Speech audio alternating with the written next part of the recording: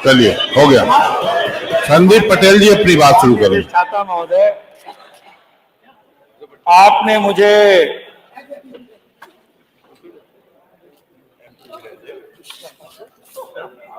आदरणीय शिवपाल जी यादव द्वारा रखे गए कटौती प्रस्ताव का समर्थन करने के लिए आपने मौका दिया, लेकिन माननीय अधिष्ठाता महोदय, अगर किसी का दर्द है तो अपने दर्द को बयां तो करेगा ही। आदरणीय बाबूलाल जी को दर्द था, उनका दर्द आपने आने ही नहीं दिया, उनको एक आध मिनट और दे देते। मैं अपनी बात शुरुआत करूं।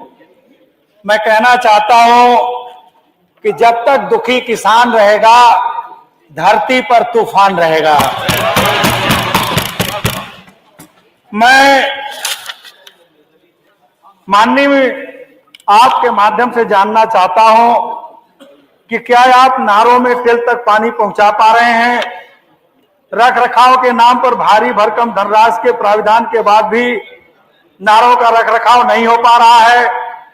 नारों में तिल तक पानी न पहुंचने से नार विभाग अपने उद्देश्यों को पूर्ण करने में असफल रहा है। समय से पानी न मिल पाने से किसान समय से फसलों में पानी नहीं दे पाता, जिससे बाध्य होकर किसान को भूमिगत जल का सहारा लेना पड़ता है, जिससे उत्पादन लागत बढ़ जाती है और भूमिगत जल का स्तर भी गिरता है और पेयजल का संकट वृद्धि होती है। क्षेत्र सरकारी नलकूप ज्यादातर खराब रहते हैं, जिससे उनका भी उद्देश्य पूर्ण नहीं हो पाता है। आप नारों में पानी नहीं पहुंचा पा रहे हो। नारों की सफाई के नाम पर धन का प्राविधान भ्रष्टाचार की भेंट चढ़ रहा है।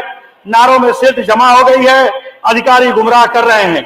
प्रदेश में औसत वर्षा के दृष्टिगत सरकार को चाहिए, जहां सतही जल की आपूर्ति नहीं हो पा रही है, वहां इसकी संभावना विकसित करे। सतही जल को भूमिगत जल में परिवर्तित करने के लिए जलाशयों को नहर प्रणाली से जलापूर्ति करके भूमिगत जल के स्तर को गिराने से रोके।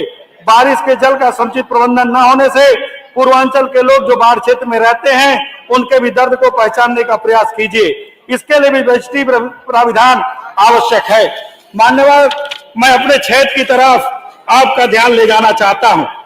पहाड़ के क्षेत्र में बाढ़ के समय हमारे यहाँ टोंस नदी से कई गांव ऐसे प्रभावित होते हैं, लगातार कई सालों से प्रभावित होते हैं, जैसे सिंहपुर, कोना, बरसैता, बलुआ, समान, अमिलिया खोर्द। इन गांवों के पास में ऐसी कोई व्यवस्था नहीं है। यहाँ हजारों हजार एकड़ जमीन, इतना तक कि लोग गांव से पलायन करने के लिए मजबूर हो रहे हैं। वहीं पर गंगा जी के किनारे बसे हुए गांव छतवा, नरवर, चौथा, उमापुर, डेंगुरपुर, महवा कला, लोहारी, बामपुर गांव है, जहां के लोग पलायन करने के लिए मजबूर हो रहे हैं। एक तरफ सरकार पानी पीने की व्यवस्था की बात करती है, लेकिन मैं कहना चाहता हूं नई योजनाएं तो भी गर्भ में हैं, वो 24 तक लागू होंगी कि नहीं लागू होंगी, लेकिन जो परियोजनाएं आपकी चल रही हैं, जैसे हमारे यहाँ 2012 में जल निगम से जो सप्लाई पानी की टंकी बनाई गई थी, आज उनकी पाइपें ध्वस्त हो गई हैं, लेकिन आज तक उसमें पानी सप्लाई नहीं हो पा रही है। दिघिया में पानी की टंकी बनाई गई, सिकरा जल निगम में बनाया गया, पाइपलाइन सब ध्वस्त हो जाने की वजह से यहाँ पर पानी की व्यवस्था नहीं हो पा रही है। तरवाई है, पकड़ी सवार है, नरवर चौथा है, रामनगर है, अरई मदरा है, मुनाई आंधी है, उपलौरा, छतवा, जोनिया, कुंवरपट्टी जैसे गांव में पानी की टंकी होने के बावजूद भी इतना खराब क्वालिटी का काम किया गया कि कहीं भी पानी की सप्लाई नहीं हो पा रही है। इतना तक हमारे यहाँ गुलेरिया का बंधा है, जिसमें कभी पानी नहीं रहता है। मछली पालन के नाम पर वहां का पानी हमेशा निकाल दिया जाता है, जबकि अगर गुलेरिया पानी बंधे में पानी डाल दिया जाए तो कई गांव सिंचित हो सकते हैं। इतना ही नहीं, अखरी, शाहपुर, मांडा, राजबहा जो मिर्जापुर को जोड़ती है, अगर उसमें 25 किलोमीटर है, अगर उसकी सर्विस लेन बना दी जाए तो मिर्जापुर से आने वालों को एक नया रास्ता मिल सकता है। पकड़ी पंप कैनाल है, जो दबंगों द्वारा पटरी को कब्जा कर लिया गया है, अगर उसको खाली करा दिया जाए तो मैं समझता हूं कि गांव के लोगों का आवागमन हो सकता है। गंगा पर कटान जारी है, गांव के गांव विलुप्त होने के कगार पर हैं। हमारे यहाँ एक कर्णावती नदी है मांडा ब्लॉक में, जिसकी सफाई न होने से हजारों एकड़ जमीन खेती के लायक नहीं रह जाती है। हमारे यहाँ कई ऐसे गांव हैं जहां पर अगर ट्यूबवेल ना लगाया जाए तो खेती कर पाना संभव नहीं है। जैसे उरुआ ब्लॉक में उपलौरा लोहारी है, रामनगर है, बलुआ समान है, चिमिला सुकुलपुर है, सुबनसराय का पूरा है, मुनाई है, मांडा ब्लॉक में बेदौली है, कुकुड़ी है, मेजा ब्लॉक में उसका पटेल गांव जी। है।